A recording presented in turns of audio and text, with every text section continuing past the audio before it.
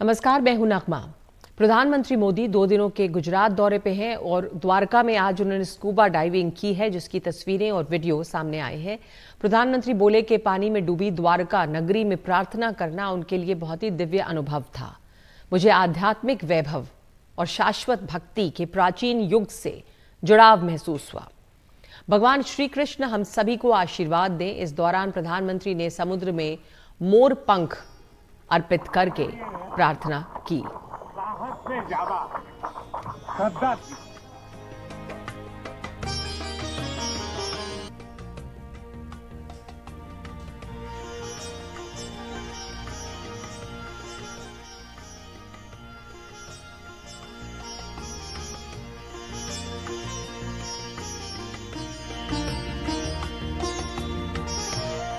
मैंने वो पल बिताए जो जीवन भर मेरे साथ रहने वाले। मैंने गहरे समुद्र के भीतर जाकर प्राचीन द्वारिका जी के दर्शन किए। आज जब मैं गहरे समुद्र के भीतर द्वारिका जी के दर्शन कर रहा था, मैं पुरातन वही भव्यता, वही दिव्यता मनोमन अनुभव कर रहा था। प्रधानमंत्री ने आज गुजरात में सुदर्शन सेतु का भी उद्घाटन किया है। 980 करोड़ रुपए की लागत से बना 2.32 किलोमीटर लंबा ये सुदर्शन सेतु देश का सबसे लंबा केबल ब्रिज है। रोड शो के दौरान इसके बाद गुजरात के राजकोट में प्रधानमंत्री मोदी ने रोड शो किया। बड़ी संख्या में पीएम के स्वागत के लिए लोग पहुंचे। रोड शो के बाद प्रधानमंत्री ने जनसभा को संबोधित किया और कई परियोजनाओं का लोकार्पण किया। अलग अलग राज्यों में 5 एम्स का लोकार्पण भी इसमें शामिल है। प्रधानमंत्री ने कांग्रेस पर हमला बोलते हुए कहा कि शाही परिवार ने सिर्फ राजनीति की है। और उनका निरीक्षण करते हुए यहाँ नजर आ रहे हैं प्रधानमंत्री। आप देख सकते हैं इन तस्वीरों में से जो लगातार एक समय था जब देश के सारे प्रमुख कार्यक्रम दिल्ली में ही होकर रह जाते थे। मैंने भारत सरकार को दिल्ली से बाहर निकालकर देश के कोने कोने तक पहुंचा दिया और आज राजकोट पहुंच गए। आज का ये कार्यक्रम भी इसी बात का गवाह है। आज इस एक कार्यक्रम से देश के अनेकों शहरों में विकास कार्यों का, लोकार्पण का और शिलान्यास होना एक नई परंपरा को आगे बढ़ा रहा है। आज यहां राजकोट से AIIMS Rajkot, AIIMS Raebareli, AIIMS Mangalagiri, AIIMS Bathinda और एम्स कल्याणी का लोकार्पण हुआ है। राजकोट के एक एक परिजन को सिर झुकाकर नमन करता हूं। मैं देख रहा हूं पीढ़ियां बदल गई हैं, लेकिन मोदी के लिए स्नेह हर आयु सीमा से परे है। ये जो आपका कर्ज है, इसको मैं ब्याज के साथ विकास करके चुकाने का प्रयास करता हूं। मैंने यूपी के रायबरेली को एम्स की गारंटी दी थी। कांग्रेस के शाही परिवार ने रायबरेली में सिर्फ राजनीति की, काम मोदी ने किया। उत्तर प्रदेश में गठबंधन और सीट शेयरिंग पर समझौते के बाद राहुल गांधी और अखिलेश यादव पहली बार साथ साथ नजर आए। आगरा में सपा अध्यक्ष कांग्रेस की भारत जोड़ो न्याय यात्रा में शामिल हुए। प्रियंका गांधी भी इस यात्रा में मौजूद थी। तीनों नेताओं ने यात्रा में आए लोगों का अभिवादन किया। अखिलेश यादव ने कहा कि हमारा संदेश एक ही है, बीजेपी हटाओ, देश बचाओ। हमें उम्मीद है कि इंडिया गठबंधन की सरकार बनेगी जो किसानों और नौजवानों के लिए काम करेगी। अखिलेश यादव ने कहा कि उत्तर प्रदेश सरकार की कोई ऐसी परीक्षा नहीं जिसमें पेपर लीक ना हो। ये सरकार जानबूझकर पेपर लीक करवाती है क्योंकि इनकी नीयत में रोजगार देना नहीं है। हाल ये है कि नौजवान डिग्रियां जला रहे हैं। राहुल गांधी ने कहा कि हम अखिलेश यादव का दिल से स्वागत करते हैं। उन्होंने कहा कि आज देश में अन्याय चरम पर है और हम सब मिलकर लोकतंत्र और संविधान बचाने की लड़ाई लड़ रहे हैं।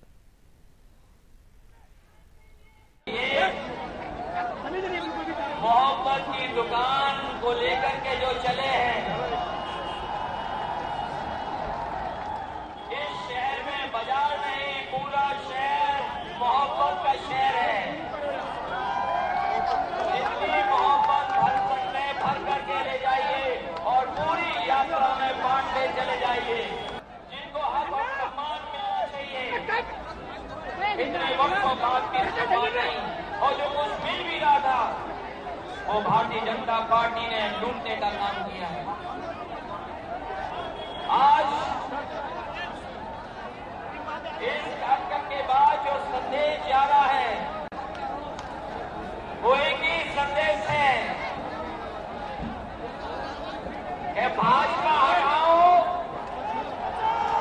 भाजपा हटाओ, देश को बचाओ और संकट मिटाओ।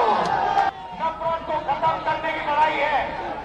मैं आपसे पूछता हूँ, नफरत को नफरत से काटा जाता है? नहीं, नफरत को सिर्फ मोहब्बत काट सकती है।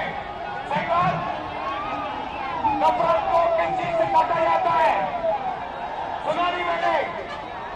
ये मोहब्बत से काटा जाता है और हम इनकी नफरत को मोहब्बत से मिटाएंगे।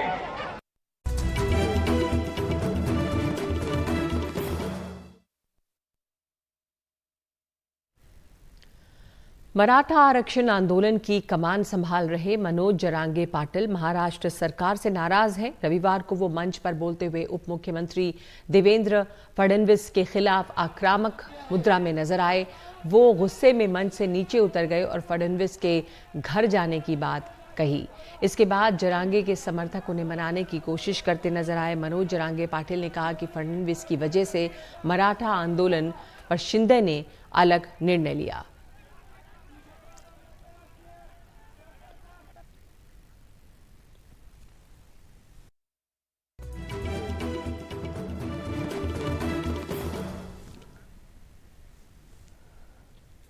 उत्तर प्रदेश के कौशाम्बी के अम्हा गांव के पास एक पटाखा फैक्ट्री में जोरदार धमाका हुआ है और इसमें 4 लोगों की मौत की खबर आई है।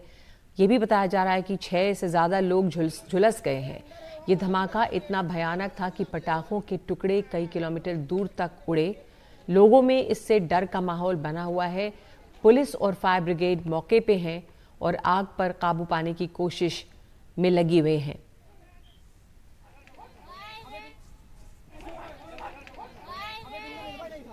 भरवारी में एक पटाखा फैक्ट्री में आग लगी है और अभी तक की जो जानकारी है उसमें 4 कैजुअल्टी हुई हैं, कुछ लोग घायल हैं और एक आध उसमें सीरियस भी हैं, उनको हॉस्पिटल भिजवाया गया है। यहाँ जो ये पटाखा फैक्ट्री है रिहायशी इलाके से काफ़ी बाहर है, आप देख रहे होंगे, अलग है, इसलिए किसी रिहायशी उसका नहीं, लेकिन जो लोग यहाँ अंदर काम कर रहे थे उन्हीं की कैजुअल्टी हुई है। फिलहाल हम लोग अभी रेस्क्यू कर रहे हैं और जैसा अपडेट रहेगा आपको बताएंगे।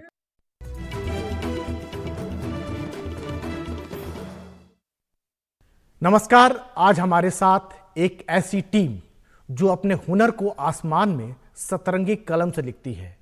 ये टीम है भारतीय वायुसेना के एम्बेसडर। हम बात कर रहे हैं भारतीय वायुसेना की सारंग हेलीकॉप्टर टीम की। ये दुनिया की इकलौती 5 हेलीकॉप्टर की टीम है जिसका प्रदर्शन देखकर लोग दांतों तले उंगली दबा लेते हैं। आसमान में अपने रोमांचक कारनामों के लिए मशहूर सारंग टीम के 20 साल पूरे हो गए हैं और इन दिनों ये टीम सिंगापुर एयर शो की शोभा बढ़ा रही है। हमारे साथ हैं सारंग टीम के leader group captain Santosh Kumar Mishra. Sarang helicopter team के 20 साल हो गए हैं। 3 हेलीकॉप्टर से शुरू हुई इस टीम अब हेलीकॉप्टर में 5 हेलीकॉप्टर हैं। इस लंबे सफर को सर आप किस तरह देखते हैं? नमस्कार सभी दर्शकों को। मैं group captain Santosh Kumar Mishra, Indian air force helicopter display team Sarang का टीम लीडर, जैसा कि आपको बताया। ये पिछले 20 साल सारंग के लिए बहुत ही अनुभव से भरे हुए हैं। हमने बहुत सारी ऊंचाइयां प्राप्त की इस दौरान। जैसा कि आपने बताया कि शुरुआत हमने 3 एयरक्राफ्ट से करा था, फिर 4 हेलीकॉप्टर्स हुए, एंड पिछले साल ही हमने 5 एयरक्राफ्ट डिस्प्ले शुरू करा है। सो ये जर्नी जो है पिछले 20 सालों की बहुत ही रोमांचक रही है। हमने बहुत जगह इंटरनेशनल वेन्यूज में परफॉर्म करा है, और जहाँ भी गए हम हमारे लिए बहुत गौरव की बात रही है। हमने देश का नाम ऊंचा करा है, और जहाँ भी हमें लोग मिले हैं प्रशंसा से भरे हुए, जैसे आज का दिन है, यहाँ पे हमने सिंगापुर में लोगों से बात करी, बहुत ही खुश थे। ऐसे किसी भी अनजान दूसरे देश में जब अपने भारतीय मिलते हैं और जो प्रशंसा करते हैं, तो उससे हमारी छाती है चौड़ी हो जाती है। सर, हेलीकॉप्टर के साथ हवा में ऐसे हैरत अंगेज कारनामे देखने वालों को हैरान कर देते हैं, डरा भी देते हैं। क्या आपकी टीम को कोई डर नहीं लगता? डर, अगर मैं बोलूँगा कि डर नहीं लगता तो गलत होगा, पर हम ट्रेनिंग उसी चीज़ की करते हैं। जो हमारे अंदर जो डर है उसको निकालने के लिए ही ट्रेन करते हैं हम। जब हम एयरफोर्स ज्वाइन करते हैं, उसके बाद जो हमारे जो ट्रेनिंग का जो प्रोसेस है, वो इन सब चीज़ों को ही दूर करता है, हमें परफेक्शन की तरफ लेके जाता है, ताकि हम जब भी डिस्प्ले करें तो बिल्कुल परफेक्ट करें। और एक बार आप उसमें हैं, उस अनुभव में हैं, तो फिर कुछ डर की कोई गुंजाइश नहीं होती। सो आपको हमेशा अपना बेस्ट देना होता है, और वही हम कर रहे हैं। हेलीकॉप्टर से आसमानी करतब कितना चुनौती भरा होता है? हेलीकॉप्टर उड़ाना खुद में बहुत ही मुश्किल काम है। अगर मैं फिक्स विंग की बात करूं तो वो एक स्टेबल प्लेटफॉर्म होता है। हेलीकॉप्टर खुद में एक अनस्टेबल प्लेटफॉर्म है, तो उसको मैं अगर नॉर्मल तरीके से उड़ाऊं तो एक चैलेंज है अपने आप में। उसमें डिस्प्ले करना एक अलग लेवल की चुनौती है, और उस चुनौती में हम खड़े हैं। उसी के लिए टीम सारंग जानी जाती है, और हम अपना काम बखूबी निभा रहे हैं।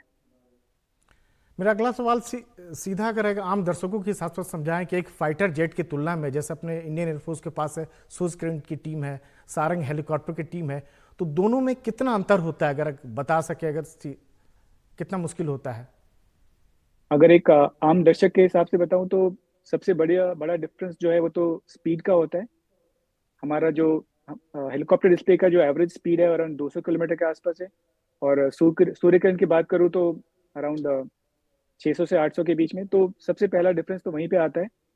दूसरा, जैसे मैंने बताया, एयरक्राफ्ट हैंडलिंग में बहुत ही अंतर है। एक फिक्स विंग या फाइटर को हैंडल करना, उसके लिए अलग अनुभव चाहिए, अलग चैलेंजेस हैं, और एक हेलीकॉप्टर को हैंडल करना अपने आप में अलग चैलेंज है। तो दोनों में कुछ कंपैरिजन करना, कुछ कॉमन ग्राउंड्स नहीं जिससे हम कंपेयर कर सके। दोनों की अलग अलग चैलेंजेस हैं। पर जैसा मैंने पहले ही बताया, एक हेलीकॉप्टर में डिस्प्ले करना is a very big thing. इसीलिए आप देखेंगे कि दुनिया भर में बहुत ही लिमिटेड टीम्स हैं हेलीकॉप्टर डिस्प्ले करती हैं। तो ये इस बात को बखूबी दर्शाता है कि ये बहुत ही चैलेंजिंग टास्क है। इसलिए मैं मानता हूँ कि जो सारंग डिस्प्ले टीम जो काम कर रही है वो बहुत ही चुनौतीपूर्ण है, पर हम उसमें खरे उतर रहे हैं। सर, चुनौती तो बहुत लगता है, लेकिन हम लोग जो नीचे जमीन पर देखते हैं, बहुत करीब से क्रॉस करते हैं हेलीकॉप्टर एक दूसरे से, लगता है कि उसमें चूक की कोई गुंजाइश नहीं होती है। ये तो आपने बिल्कुल सही बोला, चूक की कोई गुंजाइश नहीं होती है। तो इसके लिए अनुभव जो कि प्रैक्टिस से आता है, और एक दूसरे पे भरोसा, जो हमारे बाकी टीम मेंबर्स है उनकी काबिलियत पे भरोसा, खुद पे भरोसा, और अपनी ट्रेनिंग पे भी भरोसा, इन सब चीज़ों को लेके हर बार हम अपना बेस्ट देते हैं, और हर रेशो अच्छे से अच्छा करने की कोशिश करते हैं। आपकी टीम देश में बने एडवांस लाइट हेलीकॉप्टर ध्रुव से फ्लाई करती है, तो कहीं ना कहीं इस हेलीकॉप्टर की कुशलता पर भी एक मुहर लगाती है, अपने देश में बना हुआ हेलीकॉप्टर है सर। ये सबसे बड़ी बात है। हम जो एयरक्राफ्ट फ्लाई करते हैं एडवांस लाइट हेलीकॉप्टर, वो हमारे देश में निर्मित है, हिंदुस्तान एरोनॉटिक्स लिमिटेड के द्वारा। तो जब, जैसे आपने बताया कि हम अभी सिंगापुर में हैं, तो ऐसे इंटरनेशनल वेन्यूज में जब हम अपना एयरक्राफ्ट प्रेजेंट करते हैं, तो हमारे देश के जो एविएशन सेक्टर है उसमें जो आत्मनिर्भरता आ रही है उसको भी दर्शाता है। तो हम डिस्प्ले करके जो ऑडियंस है, जो लोग हैं, उनको एक अच्छा एक्सपीरियंस दे रहे हैं। साथ ही साथ हमारी जो एविएशन इंडस्ट्री है उसको भी हम प्रमोट कर रहे हैं। तो एक साथ हम दो कार्य कर रहे हैं एंड जो रिस्पांस था लोगों को उसके हिसाब से दोनों चीज़ें अच्छी चल रही हैं। सर, एक दबाव भी आप लोगों के ऊपर होता है, इंडियन एयरफोर्स के आप एम्बेसडर हैं, दूत कह सकते हैं, चाहे देश में हो चाहे विदेश में हो, लाखों लोगों के सामने हवाई प्रदर्शन करना, बेहतर करना, शानदार प्रदर्शन करना। दबाव तो होता है, पर जब आपके साथ नीचे आप लोगों को देखते हैं, कई कई लोग तिरंगा भी लेके खड़े होते हैं, जो भी आप देख पाते हैं, जो लोगों का रिस्पांस होता है, उसके बाद वो हौसला बढ़ जाता है और फिर तो सारी चीज़ें अच्छी होती है फिर। आपकी जो सारंग हेलीकॉप्टर की टीम जो हवाई प्रदर्शन के साथ साथ कौन कौन सी जिम्मेदारियां निभाती है सर, उसको पूरा करती है? जैसे आपने बताया, जो हमारा जो हेलीकॉप्टर एडवांस लाइट हेलीकॉप्टर अपने देश में निर्मित है और इसमें सारे मॉडर्न एवियोनिक्स हैं। जितनी भी चीज़ें आज के मॉडर्न एवियोनिक्स हो सकते हैं, अगर मैं तुलना करूँ तो चिनूक में जितने सिस्टम्स हैं, ऑलमोस्ट लगभग सारे सिस्टम्स हमारे एएलएच में भी हैं। तो जो भी रोल बाकी हेलीकॉप्टर्स कर सकते हैं वो हमारा एएलएच बखूबी निभा सकता है। तो डिस्प्ले के अलावा हम सारे रोल करते हैं। जैसे कि अभी दिसंबर के महीने में ही दिसंबर 23 अभी तमिलनाडु में फ्लड्स आए थे, तो वहाँ पे हमारी टीम गई थी, हमने राहत और बचाव का कार्य किया वहाँ पे। इसके अलावा भी जितने भी टास्क हैं, जितने रोल्स हैं, इवन लड़ाई के समय जो रोल्स इन्विसाज किए जाते हैं हेलीकॉप्टर को करेंगे, उन सब रोल्स के लिए ये बहुत ही केपेबल है। और हम जो पायलट्स हैं हम उसके लिए भी ट्रेन करते हैं। डिस्प्ले के अलावा उन सब चीज़ों की भी ट्रेनिंग चलती रहती है हमारी। मतलब ये जो एडवांस लाइट हेलीकॉप्टर जो ध्रुव है, जो एचएल जो बना रहा है, ये हर तरह की जिम्मेदारी को निभा सकता है, चाहे ट्रांसपोर्ट की बात करें, चाहे मतलब बात करें इसको लड़ाई के दौरान भी बात करें, या फिर एरोबेटिक्स की बात करें, हर तरह के रोल के लिए कैपेबल है ये। हाँ जी, सारे रोल्स के लिए केपेबल है। जो सारंग टीम उड़ाती है वो उसका मार्क 1 वर्जन है, जो सबसे पुराना है। अभी हमारे पास इंडियन एयरफोर्स में और इंडियन आर्मी में प्लस नेवी में एलएच मार्क 3 वर्जन, मार्क 4 जो रुद्रा भी बोलते हैं वो भी है, जो पूरी तरह से वेपनाइज वर्जन है। तो सारे रोल्स कर सकता है, जो भी कोई दूसरा हेलीकॉप्टर कर सकता है वो सारे रोल्स एलएच कर सकता है। तो क्या अब तो 5 हो गए हैं, तो 3 से सफर शुरू हुआ था आप लोग का हेलीकॉप्टर का, अब 5 हेलीकॉप्टर ध्रुव आ चुके हैं, तो आगे इसमें और शामिल होंगे सर? कुछ और प्लानिंग क्या है? कुछ नए नए आप करते रहते इस तरह के कर्तव्य, कुछ बताएं अगर। हाँ जी, जैसा आपने बताया, ये जो सारंग की जो जर्नी है वो 20 साल की है, तो 3 से 5 आने में हमें ऑलमोस्ट 20 साल लग गए। अभी हमने पिछले साल ही शुरू करा है 5 एयरक्राफ्ट, तो अभी टीम अभी स्टेबलाइज होगी। इसमें हम कुछ और मनूवर्स ऐड करेंगे आने वाले समय में, और एक बार चीज़ें स्टेबलाइज हो जाएं, अच्छे से स्टैब्लिश हो जाएं, फिर आगे की सोचेंगे। अभी तो हमारा प्लान है कि हम और मनूवर्स ऐड करें ताकि जो हमारा एयर शो है और अपीलिंग हो और हम ज़्यादा से ज़्यादा ऑडियंसेस के पास पहुंच सके, उनको प्रोत्साहित कर सके ताकि हमारे आर्म फोर्सेस को ज्वाइन करे वो। एक अंतिम सवाल की जो मैन्यूवर जो करते हैं, जरा उसके बारे में बताएं, किस तरह का मैन्यूवर करते हैं और उसमें क्या क्या सावधानी बरतनी पड़ती है, कितनी प्रैक्टिस की जरूरत होती है सर? जो मनूवर्स हैं, अगर मैं किसी नए मनूवर की बात करूं तो उसे डिजाइन करना एक काफी ही कठिन काम होता है। उसकी तैयारी ग्राउंड पे शुरू होती है। उसके लिए पहले ग्राफ शीट्स बनते हैं, जो सेफ्टी मेजर्स हैं उनको इनकॉर्पोरेट करते हैं। उसको एग्जीक्यूट करना कितना मुश्किल है आसान है, इन सब चीज़ों पे हम काफ़ी बारीकी से ध्यान देते हैं। उसके बाद एक मनूवर आता है, उसके बाद हम प्रैक्टिसेस करते हैं, उसको वैलिडेट करते हैं कि हाँ कैसा लग रहा है, अपीलिंग है या नहीं। इन सब चीज़ों के बाद एक मनूवर डिज़ाइन होता है। तो मनूवर एग्जीक्यूट करना हवा में एक चैलेंज है।